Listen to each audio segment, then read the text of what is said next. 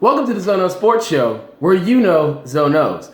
Excuse the set, just relocated, under construction. However, I am back. And we do have to talk some NBA playoffs. Playoffs? Playoffs? You kidding me?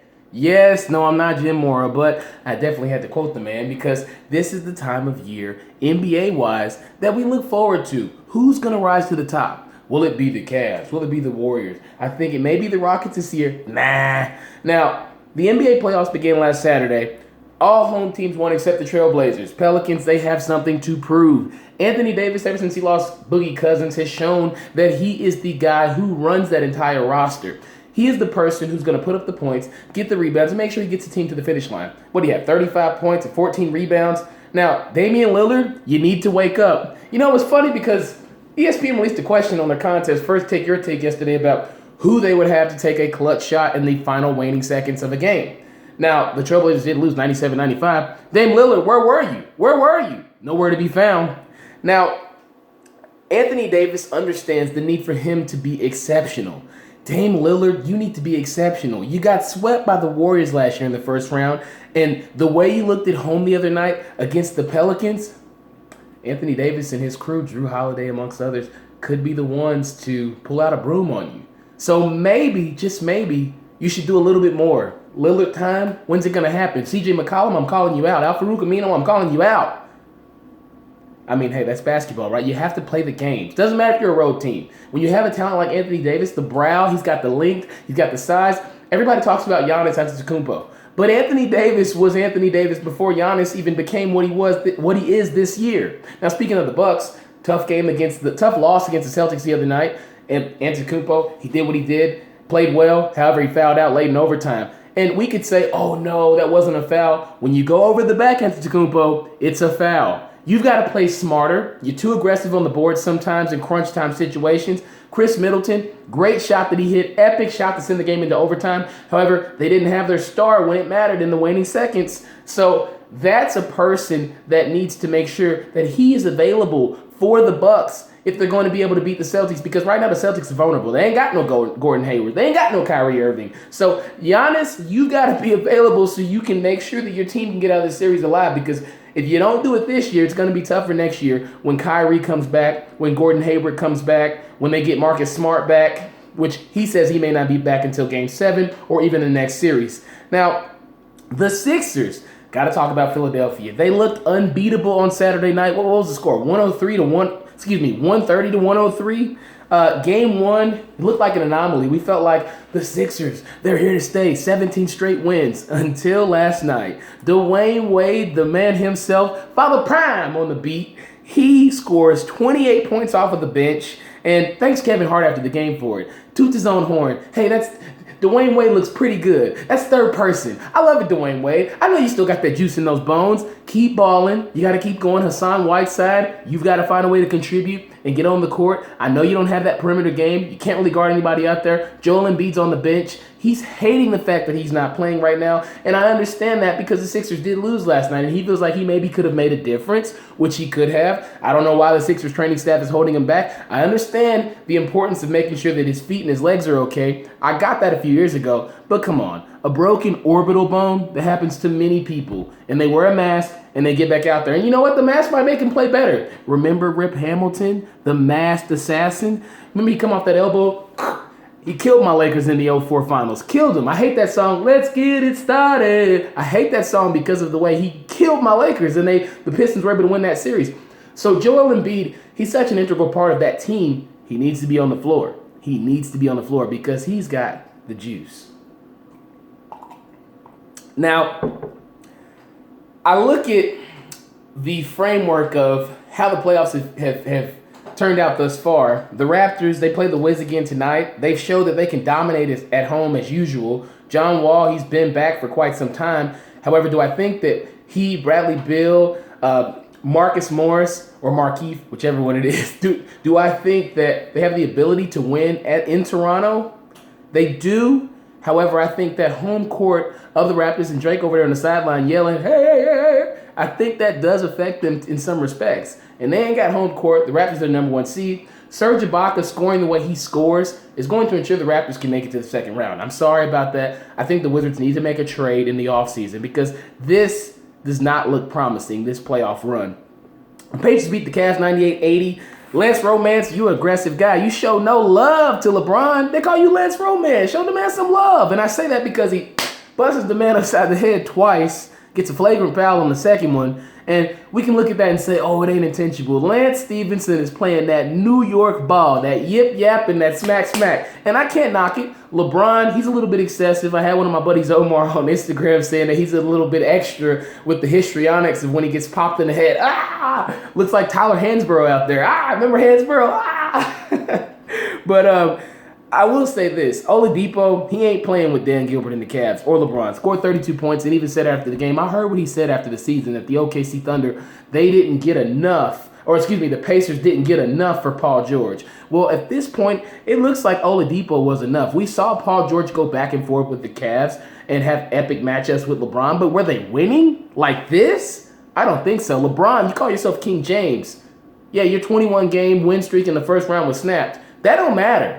You talk about you're not worried about that because you came back 3-1 in a series, but in a final series, however, you're down 0-1 right now. So you should definitely be worried because all the things we talked about all year and all the problems you guys have, you got to come through. You got to learn to ball, and you know how to ball, but you got to learn to ball when your team ain't that good. In this season, we're talking about right now, I might be saying that wrong, but LeBron, they need more from you. You say you're elite. You got to be a guy that goes out and scores 40 and 50 when your team is struggling like this. That's what I expect of you, especially with all these hashtags, year 15. Oh, I played 82 games. Did the 82 games affect you that much that you couldn't produce and score the amount of points that your team needed down the stretch? Because JR played well. He played well off the bench.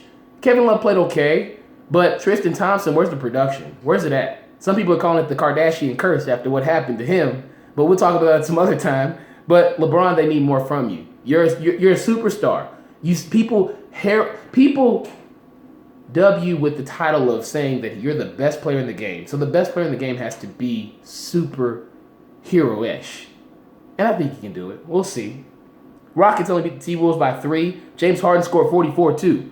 That's not a good sign to me. If James Harden scoring 44 points and you're only beating the T-Wolves, Karl Anthony Towns, Andrew Wiggins, Jimmy Butler by 3 points, I'm not going to sit here and say that, oh yeah, they should definitely be a team that I'm going to go ahead and put in the NBA Finals. They got to prove to me they can get past the Timberwolves. Now, let's back up.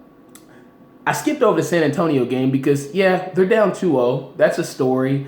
The Warriors are a great team. Kevin Durant, they've been doing their thing. They've shot him out of the gym, beat him by double digits both games, almost 20 the first game, just about 20 maybe, and then also beat him by 15 last night. Pop's problem with Kawhi. Kawhi decides not to play yet. Can we really be mad at him? Pop says, oh, you got to ask him and his group if they're going to play. He's frustrated. But Pop, you got to understand, the man knows his body. And if his body's telling him he can't go, then he can't go. And I don't blame him. We saw what happened with Isaiah Thomas when he tried to play on that bad hip. He lost a lot of money. What was it, $100 million? He lost that Brinks truck. That truck went back to the dealership. So I can't knock Kawhi Leonard for saying, you know what, if I'm not ready to go, I'm not ready to go. Because at the end of the day, he's the one who's got to feed his family. And that body, that's his office. And he knows his office is dirty. And it's not necessarily all the way clean. So he's got to bring in specialists and do this and do that. And he's got to make sure everything's in shape before he invites anybody back in. Period, point blank. Now, Paul George scored 36 points against the Jazz in Game 1. The Big Three combined for 80 to beat the Jazz. So Melo, PG, and Russ, if they can play like this, who knows what they can do in the West. We've been talking about the Rockets, and we've been talking about the Warriors all year, but if they could average 80 points combined, 70-plus points combined, doesn't that give them a chance to potentially make it to an NBA Finals? The sneaky NBA Final entrance? I mean, hey, PG said there was something wrong with his shot a couple weeks ago, and then the man comes out and hits 8 threes. I mean, can't explain it, but he's doing it. So I really look forward to seeing how these playoffs develop because you have a lot of teams that are right on the cusp of possibly and potentially being great. So who will rise from the depths of this crabs in a barrel type scenario with all these playoffs with the back and forth games? It doesn't matter. Teams are down 2-0. It's 1-1. I see a lot of competitive basketball. except the Spurs series. But we shall see how everything materializes in the near future. A lot of games tonight, a lot of games this week. Who knows? But I tell you this, mark my words, the Philadelphia 76ers will be playing in the Eastern Conference Finals, and they might win an NBA championship. I think they could.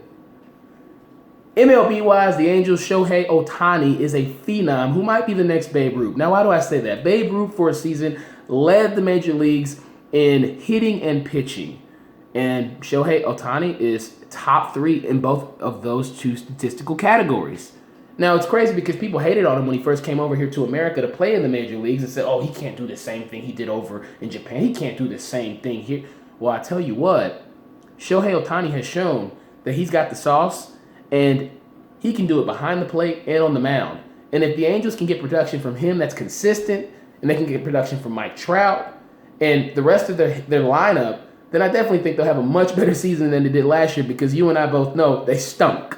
So Shohei Ohtani, if in fact he does do this, I definitely think he's got to win MVP for sure. Now, the weather and game postponements is an issue. MLB, you might want to shorten that season, 162 games. Why do you guys play that many? I see a lot of games on TV, half the stadium's empty. It's too many games, 24 postponements already. Figure it out. Figure it out.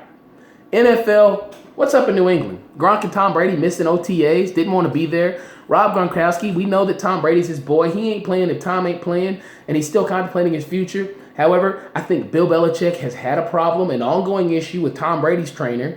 And so Gronk goes and sees that same trainer. So don't chastise Gronk about trying to take care of his body. He gets beat up a lot. So obviously, if he's not feeling well, if he wants to seek outside measures, and outside sources and resources to make sure that his body's okay, that he can last and play football, because we know Gronk's been beat up. The forearm, the knees, the concussion last year. Gronk is definitely a Mercedes-Benz that's not necessarily a 2018, but it's more like a 2015 with 100,000 miles on it. So he can tread lightly as far as I'm concerned. Tom Brady's out chilling across the world, riding camels with his wife, and we can't knock the man. He deserves to do that. He's a champ. However, there is trouble at Gillette. They let go of Brandon Cooks. Who are they going to bring in? Are they really going to draft Lamar Jackson and potentially move forward to a spread offense, because that's what the NFL is now? Possibly. We shall see. Now, as retirement's all over the place, James Harrison's done. James Harrison, they call him Mr. Monday Night because of a big game he had on Monday Night Football, and that's when we all found out who this James Harrison guy was, number 92 for the Pittsburgh Steelers. I had a big problem with him going to the New England Patriots because he was salty, not playing for the Steelers, and wasn't super supportive of all of his teammates, allegedly. So, karma is a mother. So, for him to go to New England and try to cheat to that Super Bowl, they lost. And I give it up if I'm James Harrison too, because he's older, he's 39, he's got 2 kids, which is totally understandable. Great, phenomenal player. We'll never forget about that Super Bowl touchdown that he returned against the Cardinals. It was epic. I remember standing at Howard University in my dorm in Cook Hall watching him run that back. Phenomenal touchdown. Nick Mangold retired. He wants to sign a one-day contract with the Jets. Paul Posluszny, Penn State linebacker, great. Played for Joe Paterno. Played for the Jacksonville Jaguars. He's 33. He's retiring. So I think players are starting to sense that, hey, maybe we shouldn't play this game forever because it's not necessarily the healthiest thing for my body, which is totally understandable. I respect it. Dez Bryant was released by the Cowboys for various reasons, I suppose. You never saw the chemistry between he and Dak Prescott. Dak Prescott looked at times that he would look away from Dez Bryant, not want to throw him the football, and we don't know what the reasons are for that. I think we'll see Dak Prescott throw the ball right this year. But if you look at Dez Bryant's track record, there are balls that he's dropped. We say, oh, that was a catch against Green Bay. Yeah, that was a great play, but it counts as a drop. But we've seen him consistently drop balls over the years and deliver it sometimes and then not deliver sometimes. And the way he yells and the antics on the sidelines sometimes, and he gets so upset and he's beefing with Jason Garrett. Why deal with all that drama when he's not producing like OBJ? Why deal with that? The trouble's not worth the money. We remember when he first came in the league and the issues with he and his mother and stuff like that. So why deal with all that and pay somebody who, frankly, isn't that valuable at this point in his career? Now, if he goes to the Giants, I think that'd be an issue because you'd have 2 dynamic, explosive personalities between he and Odell Beckham Jr. So that couldn't really work, in my opinion.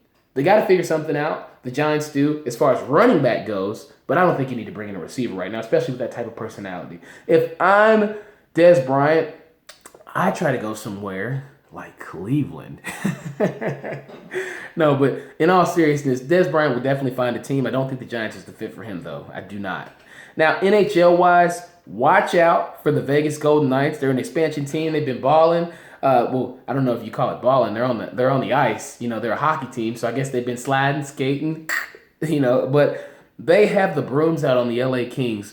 They're up 3-0 in the series. If they get the sweep, that'll be phenomenal just considering everything that's happened in Las Vegas in recent months. And it would be uplifting for the city. So congrats to these guys. I know it's hard when you have to join an expansion team and you get stripped away from where you were and you have to go and come together. But these guys have shown they are elites. So shout out to the Vegas Golden Knights in the NHL playoffs for sure. Next show, we will definitely rap more about the NBA playoffs, talk about whether or not LeBron's still around. And I checked my watch. It's April 17th. He may not be around next week if the Pacers continue to play the way they're playing. Lance Stevenson, ease up on Bron. Chill out with that New York ball, man. Come on, man. Play some hoop. Be a star. You don't have to do all the extra stuff. Now, I'd like to say, thank you for watching the Zono Sports Show. I'm glad to be back. And you guys always know, Zonos.